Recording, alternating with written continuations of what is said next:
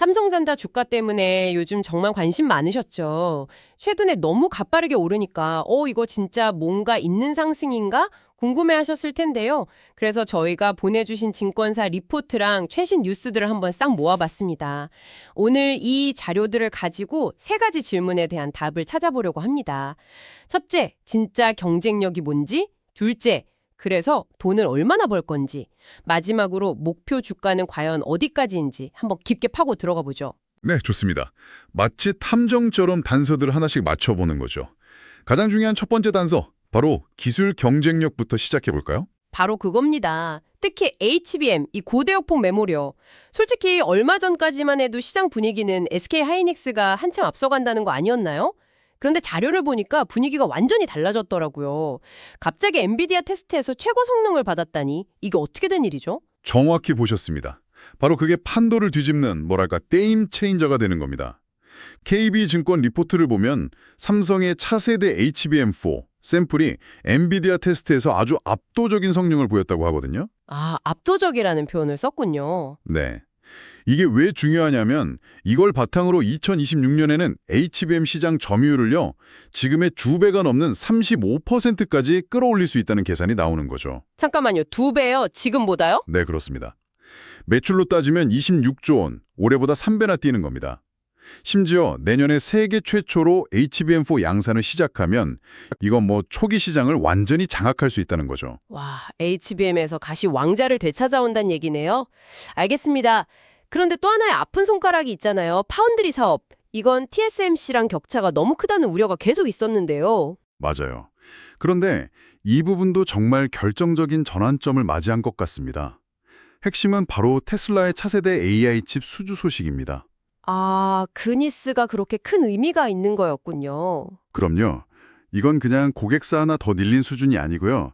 가장 치열한 경쟁 상대인 TSMC를 이기고 따낸 계약이라 의미가 정말 큽니다. 그동안 시장에 가졌던 파운드리 기술력에 대한 의구심을 한 번에 날려버릴 수 있는 계기죠. 마침 경쟁사인 인텔이 투자 축소로 좀 주춤하고 있잖아요. 그 사이에 삼성은 확실한 2위 자리를 굳힐 절호의 기회를 잡은 셈입니다.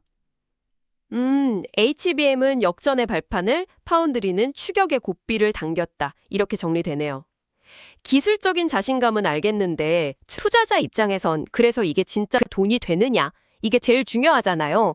이 기술력이 2026년 실적에는 구체적으로 어떻게 나타날까요? 미래에셋증권 리포트의 숫자를 보면요.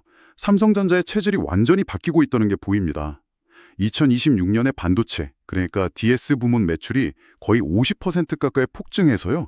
190조 원에 달할 걸로 예상돼요. 와, 50%요? 네. 그런데 반면에 스마트폰이나 가전 같은 DX 부문은 한 2~3%대 안정적인 성장에 그칩니다.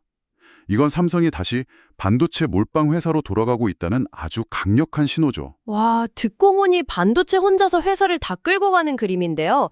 이게 좀 아슬아슬하게 들리기도 합니다. 만약에 메모리 슈퍼사이클이 예상과 다르게 꺾이면 리스크가 너무 큰 거 아닌가요? 좋은 지적이십니다. 하지만 증권가에서는 그럴 가능성보다는 지금이 거대한 사이클에 초입이 있다는 쪽에 훨씬 무게를 두고 있습니다. 전 세계 반도체 시장 자체가 2026년에 1조 달러 규모로 커질 거란 전망이 있거든요. 아, 시장 전체가 커지는군요. 그렇죠. 이런 거대한 파도에 올라탔기 때문에 리스크보다는 성장 가능성이 훨씬 크다고 보는 겁니다. 알겠습니다. 자, 그럼 이 모든 걸 종합해서 시장은 삼성전자에게 얼마의 가격표를 붙이고 있을까요? 이 엄청난 기대감이 목표 주가에는 어떻게 반영되고 있나요? 그래서 목표 주가가 계속 올라갈 수밖에 없는 거죠.